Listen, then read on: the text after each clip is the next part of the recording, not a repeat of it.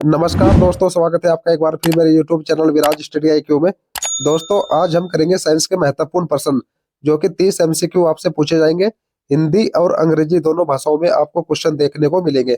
जितने भी आगामी एग्जाम है, जैसे पैरामेडिकल पैरामेडिकल में कोई भी पोस्ट हो, ठीक है, ऑल स्टेट हो, सेंट्रल हो या फिर SSC हो या RRB, सभी एग्जाम में साइंस का बहुत ही इंपॉर्टेंट रोल रहता है, ये आप सभी को पता है। तो दोस्तों, ज्यादा देर ना करते शुरू करते हैं पहले क्वेश्चन से। पहले क्वेश्चन में पूछा गया है, which enzyme digest protein in the stomach. कौन सा एंजाइम पेट में प्रोटीन को पचाता है? तो दोस्तों, इसका सही उत्तर है पेप्सिन।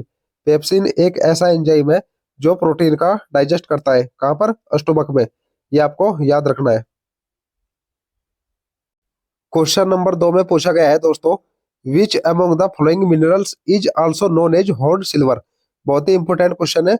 हॉर्न सिल्वर यानी कि इनमें से किसे कहा जाता है? ठीक है, तो दोस्तों, जो भी मिनरल्स होता है इनमें से जो सिल्वर क्लोराइड है उसको हॉर्न सिल्वर कहा जाता है, जो कि ऑप्शन नंबर बी में है। तो ऑप्शन नंबर बी इसका सही उत्तर होगा। क्वेश्चन नंबर 3 में पूछा गया है, which of the following increase with increase of highly soluble impurity in water. यदि पानी में अत्यधिक घुलनशील अशुद्धियां हो तो कौन कौन बढ़ता है, मतलब किस किस का मान इंक्रीज होता है? तो देखिए दोस्तों, अगर वाटर में हाईली सोलुबल इम्प्योरिटी हो तो एक तो बॉइलिंग पॉइंट बढ़ जाता है, दूसरा सरफेस टेंशन बढ़ जाती है। यानी कि ऑप्शन नंबर 2 और 3 इसका सही उत्तर होगा। ठीक है, तो ऑप्शन नंबर सी में 2 और 3 ऑप्शन दिया गया है, तो ऑप्शन नंबर सी इसका सही उत्तर है। क्वेश्चन नंबर 4 में पूछा गया है, which of the flowing elements is present in heavy water. यानी कि निम्न में से कौन सा तत्व भारी पानी में मौजूद होता है? तो दोस्तों, इनमें से जो हैवी वाटर में यूज होता है एलिमेंट्स, वह होता है हैवी हाइड्रोजन, यानी कि भारी हाइड्रोजन। दूसरी बात यह है कि भारी जल या हैवी वाटर का फॉर्मूला होता है D2O। ये भी आपको याद रखना है। क्वेश्चन नंबर 5 है, विच among the following metal is the hardest metal. निम्नलिखित में से कौन सी धातु सबसे कठोर धातु है? तो दोस्तों, इनमें से जो टंगस्टन है वही सबसे कठोर धातु है, यानी कि हार्डेस्ट मेटल है इन सभी से। तो ऑप्शन नंबर डी इसका सही उत्तर होगा। क्वेश्चन नंबर 6 में पूछा गया है, the right pulmonary artery is. यानी कि जो दाई फुफ्फुसीय धमनी होती है वह क्या है? तो दोस्तों, राइट पल्मोनरी आर्टरी होती है लॉन्गर देन द लेफ्ट, यानी कि बाएं से लंबी। तो ऑप्शन नंबर ए इसका सही उत्तर होगा। क्वेश्चन नंबर 7 है, in male sharks claspers are found attach to. यानी कि नर शार्क में जो कैलस्पर्स होते हैं वो किस में जुड़े हुए पाए जाते हैं? तो दोस्तों, इसका सही उत्तर है पेल्विक पंख में। ठीक है, तो पेल्विक पंख दिया हुआ है ऑप्शन नंबर डी, तो ऑप्शन नंबर डी इसका सही उत्तर होगा। क्वेश्चन नंबर 8 में पूछा गया है, विच among the following has open circulatory system. यानी कि निम्नलिखित में से किसमें खुला परिसंचरण तंत्र पाया जाता है? तो देखिए दोस्तों, अगर बात करें संघ की, तो दो संघ ऐसे हैं जिनमें ओपन टाइप का सर्कुलेटरी सिस्टम पाया जाता है। कौन कौन से संघ है? पहला संघ है दोस्तों मोलस्का, और दूसरा संघ है आर्थ्रोपोडा। ठीक है, पहला संघ कौन सा है? मोलस्का, और दूसरा कौन सा है? आर्थ्रोपोडा। अगर दोस्तों बात करें हम क्वेश्चन के हिसाब से, तो इसमें ऑप्शन नंबर ए में कॉकरोच और दूसरे तीसरे में झींगा, इन दोनों में ओपन टाइप का सर्कुलेटरी सिस्टम पाया जाता है। यानी कि ऑप्शन नंबर 1 और 3 इसका सही उत्तर होगा। ठीक है, जो कि ऑप्शन नंबर बी में दिया गया है। क्वेश्चन नंबर 9 है, to keep warm polar bear have a layer of under their skin. यानी कि गर्म रहने के लिए ध्रुवीय भालू जो होते हैं उनकी त्वचा के नीचे किसकी परत होती है? तो दोस्तों, पोलार बियर के जो त्वचा है उसके नीचे परत होती है फैट की, यानी कि वसा की। तो ऑप्शन नंबर सी इसका सही उत्तर होगा। क्वेश्चन नंबर 10 है दोस्तों, जो कॉमन मैमल्स होता है वो क्या है? यानी कि सबसे आम स्तनपायी कौन होता है? तो आप सभी को पता ही है, जो ह्यूमन यानी कि मानव होता है वह सबसे आम स्तनपायी होता है। तो ऑप्शन नंबर सी इसका सही उत्तर होगा। क्वेश्चन नंबर 11 है दोस्तों, during photosynthesis green plant use energy from sunlight to synthesis from carbon dioxide and water. यानी कि प्रकाश संश्लेषण के दौरान हरे पौधे कार्बन डाइऑक्साइड और पानी से किसको संश्लेषित करने के लिए सूर्य के प्रकाश से ऊर्जा का उपयोग करते हैं? तो दोस्तों इसका सही उत्तर है ग्लूकोज को। ठीक है, जो कि उनका मेन खाना बनता है पेड़ पौधों का और जीवों का। ठीक है, तो ऑप्शन नंबर बी इसका सही उत्तर होगा। क्वेश्चन नंबर 12 है, the bark of willow tree is a source of which medicine. जो विलो पेड़ की छाल होती है वह किस मेडिसिन का सोर्स है। तो दोस्तों विलो पेड़ की छाल से बनती है एस्प्रिन नामक मेडिसिन, जो कि एंटीबायोटिक है। ठीक है, तो ऑप्शन नंबर बी इसका सही उत्तर होगा, एस्प्रिन। क्वेश्चन नंबर 13 है दोस्तों, which of the following multiples very slowly in comparison to other.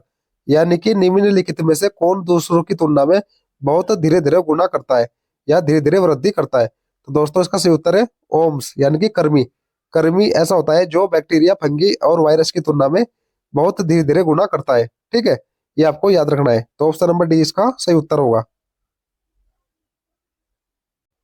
Question number 14 है दोस्तों, ग्रीन जो मैनर होता है इज ऑब्टेन्ड फ्रॉम, यानी कि हरी खाद जो होती है वह कैसे प्राप्त की जाती है। तो दोस्तों वो प्राप्त की जाती है डो कंपोजिंग ग्रीन लिगम प्लांट, यानी कि सड़े हुए हरे फलीदार पौधे। तो ऑप्शन नंबर बी इसका सही उत्तर होगा। क्वेश्चन नंबर 15 है, animals adapted to life in air are called, यानी कि हवा में जीवन के लिए अनुकूलित जानवरों को क्या कहा जाता है। ठीक है, जो हवा पर निर्भर करते हैं। तो दोस्तों उनको बोलते हैं एर्बोरियल, यानी कि वृक्षीय। तो ऑप्शन नंबर बी इसका सही उत्तर होगा। क्वेश्चन नंबर 16 है, in cauliflower plant the useful part is. फूल गोभी के पौधे में उपयोगी भाग कौन सा होता है। तो दोस्तों जो कॉलीफ्लावर यानी कि फूल गोभी होती है उसमें यूजफुल पार्ट होता है यंग इनफ्लोरोसेंस, यानी कि युवा पुष्प क्रम। तो ऑप्शन नंबर ए इसका सही उत्तर होगा। क्वेश्चन नंबर 17 है दोस्तों, how many canine teeth does an adult human have. एक वयस्क मनुष्य के कितने कैनाइन दांत होते हैं। तो देखिए दोस्तों जो एडल्ट ह्यूमन होता है उसमें जो कैनाइन दांत होते हैं यानी कि कैनाइन टीथ होते हैं उनकी संख्या होती है 4, और टोटल टीथ होते हैं दोस्तों 32। ये भी आपको याद रखना है। क्वेश्चन नंबर 18 है, the term mitochondria was coined by. Mitochondria शब्द किसके द्वारा गढ़ा गया था। तो दोस्तों इसका सही उत्तर है कार्ल बेंडा, यानी कि ऑप्शन नंबर बी इसका सही उत्तर होगा। कार्ल बेंडा द्वारा माइटोकॉन्ड्रिया जो शब्द था उसकी खोज हुई थी, ये आपको याद रखना है। क्वेश्चन नंबर 19 है, the concept of survival of the fittest was first advocated by. यानी कि योग्यतम की उत्तरजीविता की अवधारणा की वकालत सबसे पहले किसने की थी। तो इसका सही उत्तर है दोस्तों डार्विन ने। तो ऑप्शन नंबर सी इसका सही उत्तर होगा। क्वेश्चन नंबर 20 है, the hormone used as an oral contraceptive is. यानी कि मौखिक गर्भ निरोधक के रूप में इस्तेमाल किए जाने वाला हार्मोन कौन कौन से होते हैं। तो दोस्तों ऑप्शन के हिसाब से इनमें से ऑप्शन सी प्रोजेस्टेरोन जो कि ओरल कॉन्ट्रासेप्टिव के रूप में यूज होता है। तो ऑप्शन नंबर सी इसका सही उत्तर होगा। और दोस्तों दूसरी बात यह कि इसके साथ जो यूज होता है ओरल कॉन्ट्रासेप्टिव के रूप में दूसरा हार्मोन्स, उसका नाम है इस्ट्रोजन। ये भी आपको याद रखना है, इस्ट्रोजन। ठीक है, ये दोनों ऐसे हार्मोन्स हैं जिनका यूज ओरल कॉन्ट्रासेप्टिव के रूप में होता है। क्वेश्चन नंबर 21 है, flowers colours of red, pink, blue and purple come mainly from pigment called. यानी कि लाल, गुलाबी, नीले और बैंगनी रंग के फूल मुख्य रूप से किस नामक वर्णक से आते हैं, यानी कि किस पिगमेंट से आते हैं। तो दोस्तों इसका सही उत्तर है एंथोसाइनिन। एंथोसाइनिन के कारण ही फ्लावर्स का जो कलर होता है वह रेड, पिंक, ब्लू और पर्पल कलर का होता है। तो ऑप्शन नंबर ए इसका सही उत्तर होगा। क्वेश्चन नंबर 22 है दोस्तों, which of the following is the basic character of a living organism. यानी कि निम्नलिखित में से कौन सी जीवित जीव की मूल विशेषता है। तो दोस्तों इसका सही उत्तर है एबिलिटी टू ब्रेथ, यानी कि सांस लेने की अक्षमता। यही लिविंग ऑर्गेनिज्म की मूल विशेषता होती है। तो ऑप्शन नंबर ए इसका सही उत्तर होगा। क्वेश्चन नंबर 23 है, which is the largest blood vessel in human body. मानव शरीर में सबसे बड़ी रक्त वाहिका कौन सी है। तो दोस्तों इसका सही उत्तर है ओर्टा, यानी कि महाधमनी। महाधमनी ही लार्जेस्ट ब्लड वेसल होती है ह्यूमन बॉडी की। तो ऑप्शन नंबर बी इसका सही उत्तर होगा। और इसके द्वारा ही हमारा जो ब्लड है पूरे शरीर में परिसंचरण करता है। ठीक है, ये भी आपको याद रखना है। क्वेश्चन नंबर 24 है, a pair of contrasting character controlling the same trait is called, यानी कि एक ही लक्षण को नियंत्रित करने वाले विपरीत लक्षणों की जोड़ी को क्या कहा जाता है। तो देखिए दोस्तों, इसका सही उत्तर है एलील, यानी कि ऑप्शन नंबर ए इसका सही उत्तर होगा। एलील को ही एक लक्षण को नियंत्रित करने वाले विपरीत लक्षणों की जोड़ी के रूप में जाना जाता है। ये आपको याद रखना है। क्वेश्चन नंबर 25 है, विच among the following is not a rabi crop, यानी कि निम्नलिखित में से कौन सी रबी की फसल नहीं है।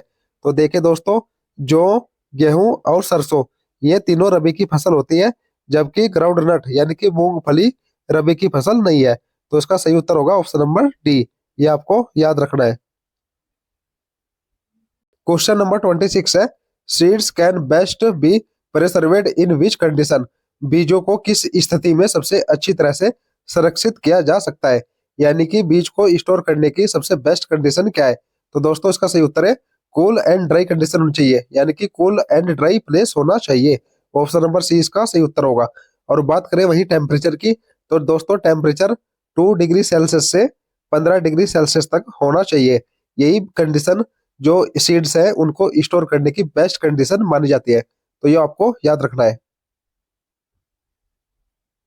क्वेश्चन नंबर 27 है, interferons are synthesis in response to, यानी कि इंटरफेरोन जो होते हैं वो किसकी प्रतिक्रिया में संश्लेषित या सिंथेसिस होते हैं।